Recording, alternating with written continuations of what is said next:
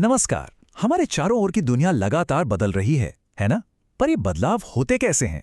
ये कोई जादू नहीं, बल्कि ये है शुद्ध केमिस्ट्री। चलिए आज इसी केमिस्ट्री की सीक्रेट भाषा को समझने की एक कोशिश करते हैं।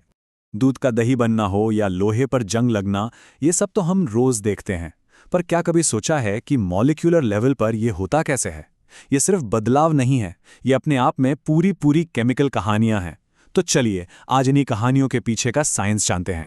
अच्छा, तो सबसे पहले एक फंडामेंटल बात समझ लेते हैं। बदलाव दो तरह के होते हैं। एक होता है फिजिकल चेंज, जैसे बर्फ का पिघलकर पानी बनना। देखिए, सब्सटेंस वही रहा, H2O, बस उसका स्टेट बदल गया।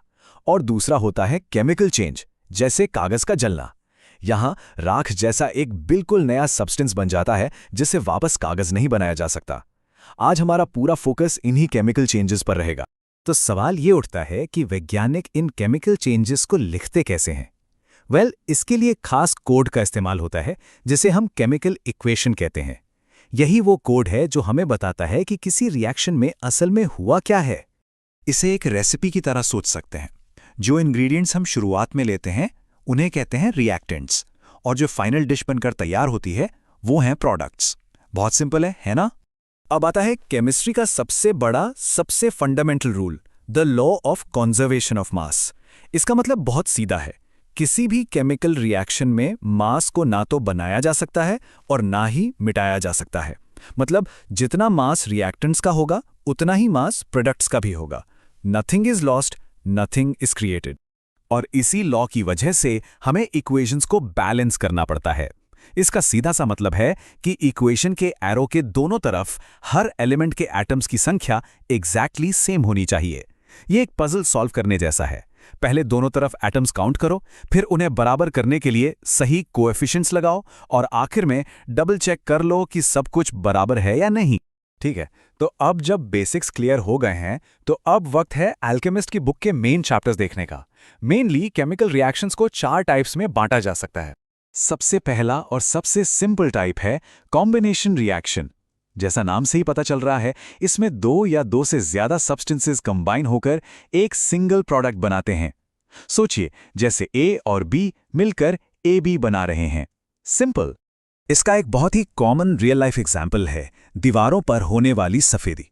देखिए, होता क्या है, जब क्विक लाइम यानी बिना बुझे चूने में पानी मिलाते हैं तो बहुत सारी हीट निकलती है और स्लेक्ट लाइम बनता है। पर असली जादू तो इसके बाद होता है। जब ये स्लेक्ट लाइम दीवारों पर लगाया जाता है तो ये हवा में मौजूद कार्बन डाइऑक्साइड के साथ धीरे धीरे रिएक्ट करता है, और इसी रिएक्शन से बनती है कैल्शियम कार्बोनेट की एक शाइनी और हार्ड लेयर, जो दीवारों को वो कमाल की चमक देती है।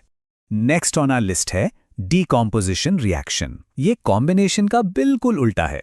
यहां एक सिंगल कंपाउंड, मान लीजिए AB, टूटकर 2 या 2 से ज्यादा सिंपलर सब्सटेंसेस A और B में बट जाता है। लेकिन ये अपने आप नहीं होता। ऐसा करने के लिए एनर्जी की जरूरत पड़ती है, जैसे हीट, लाइट या इलेक्ट्रिसिटी। इसका एक बहुत ही ड्रामेटिक एग्जाम्पल है लेड नाइट्रेट को हीट करना। इमेजिन कीजिए, हम एक कलरलेस क्रिस्टल से शुरू करते हैं। जैसे ही उसे गर्म किया जाता है वो डिकम्पोज होने लगता है, और फिर देखिए क्या होता है। हमें मिलता है एक येलो सॉलिड जो कि लेड ऑक्साइड है, और साथ में निकलती है नाइट्रोजन डाइऑक्साइड गैस, जिसके ब्राउन फ्यूम्स होते हैं। क्या कमाल का कलर चेंज है। अब आते हैं तीसरे टाइप पर, डिस्प्लेसमेंट रिएक्शन। इसे एलिमेंट्स के बीच एक पावर स्ट्रगल की तरह समझिए। इसमें होता यह है कि एक ज्यादा रिएक्टिव यानी ज्यादा पावरफुल एलिमेंट एक कंपाउंड में से कम रिएक्टिव एलिमेंट को उसकी जगह से किक आउट कर देता है। तो सवाल यह है कि कौन ज्यादा पावरफुल है, ये कैसे तय होता है? ये डिपेंड करता है उनकी रिएक्टिविटी पर। हर एलिमेंट के रिएक्ट करने की एक पावर होती है। जैसे जिंक जो है वो आयरन से ज्यादा रिएक्टिव है, और आयरन कॉपर से ज्यादा रिएक्टिव है। ये रिएक्टिविटी की रैंकिंग समझना बहुत जरूरी है। चलिए इसे एक क्लासिक एक्सपेरिमेंट से समझते हैं। हम एक टेस्ट ट्यूब लेते हैं जिसमें कॉपर सल्फेट का ब्राइट ब्लू सॉल्यूशन है। अब इस सॉल्यूशन में एक आयरन नेल यानी लोहे की कील को डाल देते हैं। अब बस थोड़ा इंतजार करना है, और फिर जादू देखिए, वो ब्राइट ब्लू सॉल्यूशन धीरे धीरे लाइट ग्रीन होने लगता है, और जो कील है उसके ऊपर एक रेडिश ब्राउन कोटिंग जम जाती है। ऐसा क्यों हुआ? सिंपल, क्योंकि आयरन कॉपर से ज्यादा रिएक्टिव है उसने कॉपर को सॉल्यूशन से डिस्प्लेस कर दिया और वो डिस्प्लेस्ड कॉपर कील पर डिपॉजिट हो गया। और अब आते हैं हमारी लिस्ट के चौथे और आखिरी टाइप पर, डबल डिस्प्लेसमेंट रिएक्शन। यहाँ तो एक पावर स्ट्रगल नहीं है, यहाँ होती है पार्टनर्स की अदला बदली। इसमें दो अलग अलग कंपाउंड्स आपस में अपने आयंस को एक्सचेंज कर लेते हैं, जैसे दो कपल्स डांस फ्लोर पर पार्टनर्स स्वैप कर रहे हों। इसका एक बहुत ही इंटरेस्टिंग एग्जाम्पल देखते हैं। इमेजिन कीजिए हमारे पास दो क्लियर सॉल्यूशंस हैं, बेरियम क्लोराइड और सोडियम सल्फेट। जैसे ही हम इन दोनों को मिलाते हैं, बूम, इंस्टेंटली एक वाइट सॉलिड सब्सटेंस बन जाता है जो सॉल्यूशन में नीचे बैठ जाता है। ये वाइट सॉलिड बेरियम सल्फेट है और इस तरह के इनसॉल्युबल सॉलिड को केमिस्ट्री की भाषा में कहते हैं प्रेसिपिटेट। तो हमने 4 मेन टाइप्स तो देख लिए, पर अब बात करते हैं एक फंडामेंटल कॉन्सेप्ट की जो कई रिएक्शंस में होता है। ये आखिरी रहस्य है ऑक्सीजन के ट्रांसफर का, और इस तरह के रिएक्शंस को कहते हैं रेडॉक्स रिएक्शंस। रेडॉक्स का कॉन्सेप्ट बहुत सिंपल है। इसे दो पार्ट्स में तोड़ते हैं।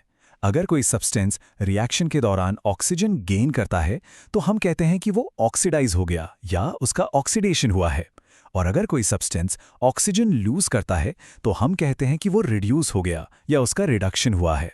और मजे की बात यह है कि ये दोनों प्रोसेस, ऑक्सीडेशन और रिडक्शन, ज्यादातर एक साथ हैंड इन हैंड होते हैं। तो एल्केमिस्ट की ये सीक्रेट बुक अब खुल चुकी है। अब जब ये रहस्य पता चल गए हैं तो अपने चारों ओर देखिए। खाना पकने से लेकर सांस लेने तक, मेटल पर जंग लगने से लेकर बैटरीज के काम करने तक, ये केमिकल रिएक्शंस हर जगह हो रहे हैं। अगली बार जब कोई बदलाव देखें तो जरा सोचिएगा, इसके पीछे कौन सी केमिकल स्टोरी चल रही है।